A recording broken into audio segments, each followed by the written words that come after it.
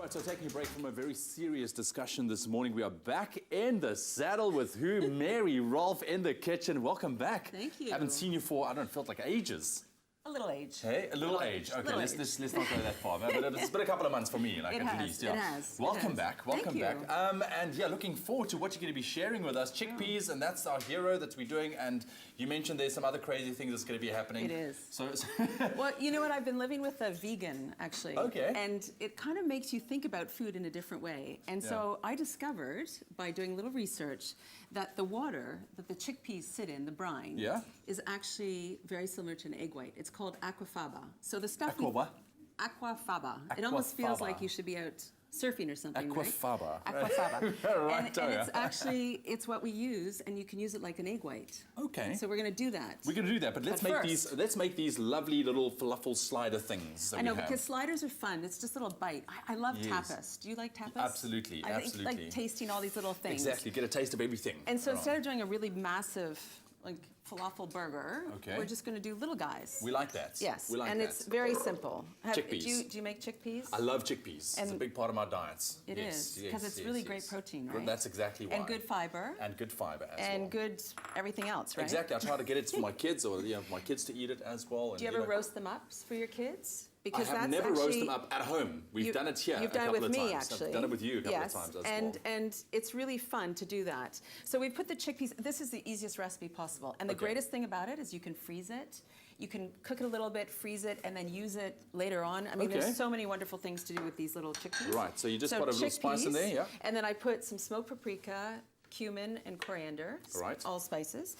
And then this is really fun because this is a mixture of parsley, coriander, mint, whatever you have in the fridge that you're going to throw out, put into here. Put in there. Yes, and if you have any extra like mushrooms or roasted mushrooms or sweet potato or anything, put it in there. It's fine. It's absolutely fine. You can do all that stuff. Brilliant. Yes, and then we're going to put a little lemon juice just to bring out the flavor a bit. There you go.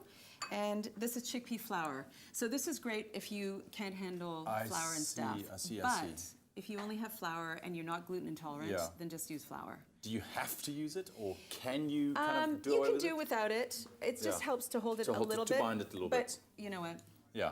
But you can go for it now, that's perfect. And you can use the sweet potato instead, or whatever The keyword is burger. SMS that to 33728. That's burger. SMS that to 33728 to get a link to the recipe to our beautiful falafel sliders using chickpeas. Yes, we love chickpeas. And then the other little trick, help me here. There we go. You good? You good? Am I good? The other little trick here is you don't want it to become hummus, right? Yes. So you want it to grind it together and stuff. How are we doing? Good? I think that's... that does good. Yeah, because you want to leave a little chunky so you know what you're eating. Yes. And then you can just So basically, Yeah.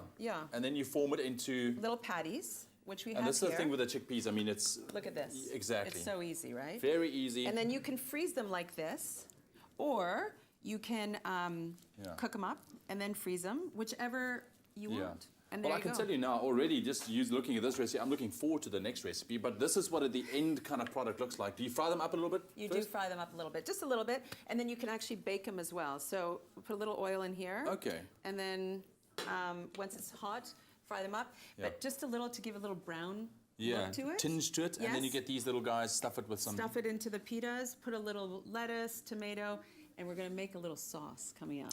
The sauce is going to be the interesting thing. It's going to be a saucy affair in the kitchen. Exactly. It is. Stick around for that burger to 33728. Stick around. That's Mary Rolfe in our kitchen. Lovely to have her back. Awesome recipe coming up.